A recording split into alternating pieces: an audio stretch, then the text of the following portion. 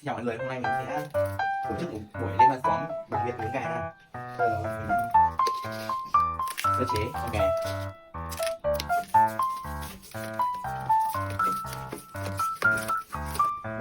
Bây giờ sẽ ướp gà nha các bạn.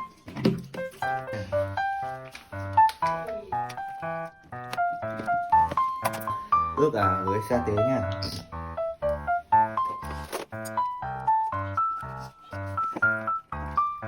Bây giờ mình đã chuẩn bị xong rồi nha. Đây, bỏ thêm tương ớt, muối và một quả chanh. Đấy, đóng nắp vào chút chút.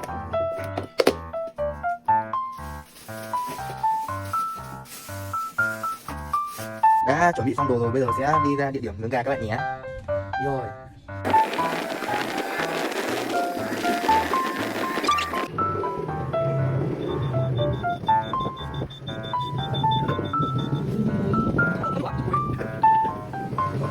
Đây là bao củi, đây là các đồ dùng dụng cụ để mình chuẩn bị nướng gà nha.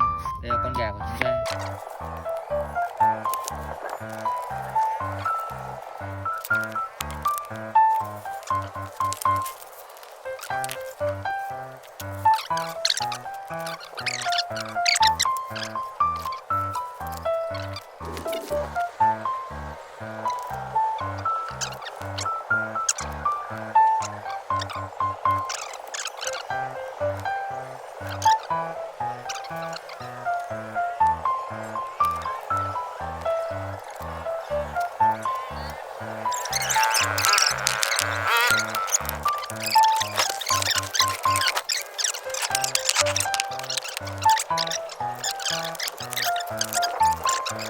Hello, mình đang hoàn tất công việc nướng gà rồi nha.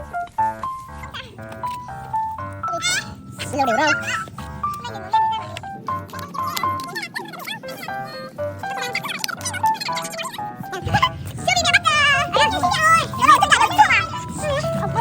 Người rút.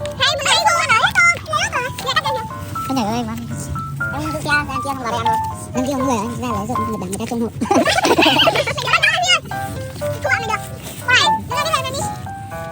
Bóc ra thằng này nó thằng đấy không? Em dùng để cả vỏ. Bóc à? Rồi, cái tiếng gì đây? Thôi cùi nha. Sao đem của sao cùi đây à? Dạ, cho mày một cái. Vừa cắt gà rồi. Mình sẽ cho ra lửa tí. Ra chém mẹ mình xíu rồi. Đây. Nghe chưa? Chín rồi. Làm thẳng lửa mà. Thế nó cháy tính thế mới đi dùng cái cắt rơm. Ở đây này. Cái gì rồi đây? Đưa đây được. Đây chín rồi. Tại sao bóc cái đi đi?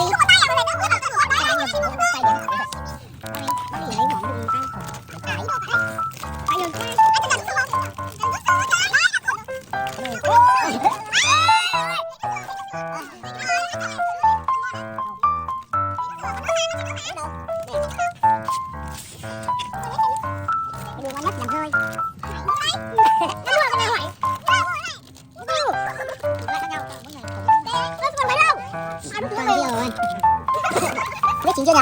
Chín rồi đấy. Xía này là cái đuôi ngon nè. Trời, đẹp lắm rồi.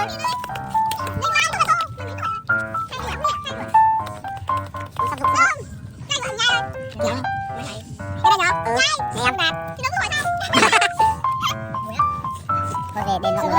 Tao lấy đâu cũng còn mà.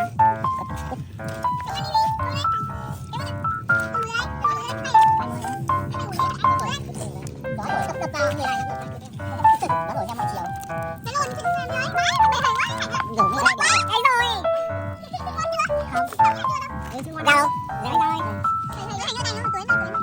Cái này sống. Ôi, cái đùi chín hết rồi này. Phải gì? Ăn trộm mà. Cái này cho cái đùi chín hết, mặn nước. Đưa ra sao à? Đưa rửa mà. Ở trong rửa mà.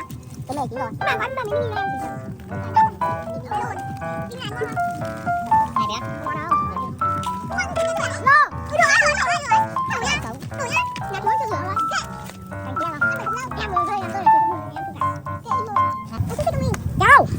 Kìa. Hả? Cái đầu thì ăn hành. Rồi. Ăn gì? Đủ. Khoan nó mới đổ tay xong rồi. Cười.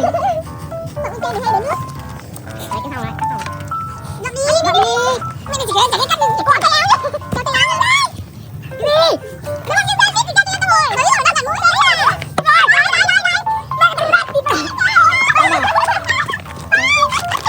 cái ngu chả chính là mùi mùi và nước sao đó trước nó mới gành ngu ai mày đó à em đang là mũi quay về đấy cua này cái tay tao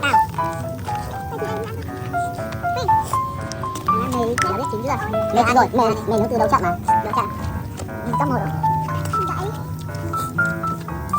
nhưng các mày tự đi đủ là cái bỏ bất đây bố tôi tao còn tay không sao mày chưa đủ tay nữa mày đủ cả tao ôi rồi tao cuộn đầm đi đấy mai phải xía ra nó chín đầu đầu ơi mày biết rồi lại biết rồi thôi anh đưa lại cho đồ chín giờ 10 rưỡi không xem chấm nó chưa phải chín giờ nhá anh đâu về á con đợi để đâu nhỉ đô không để làm gì bữa gì bữa nào người ta nói gì à để rồi anh bay đi anh đi một đó anh bay đều ra đây để ra đâu rồi mà ông nào chú à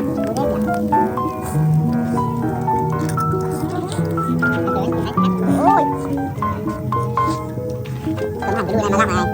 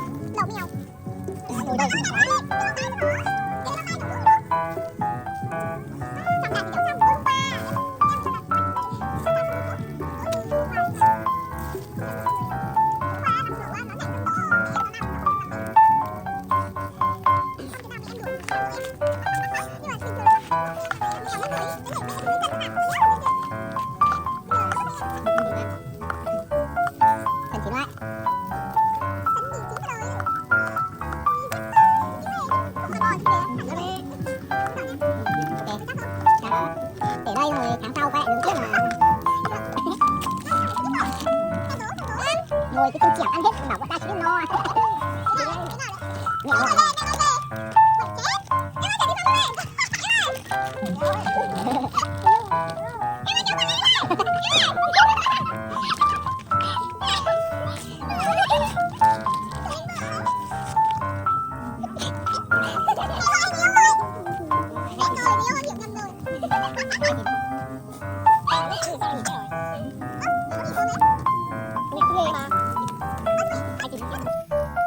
ngu này ngu thật ra 12 chưa chín rồi có đâu rồi đâu mình đã xong rồi mình đã ăn hết gà và các bộ đã nhá bây giờ còn ăn dư của chị Trang nhỉ bây giờ em có lúc rồi đi về nha bye see you again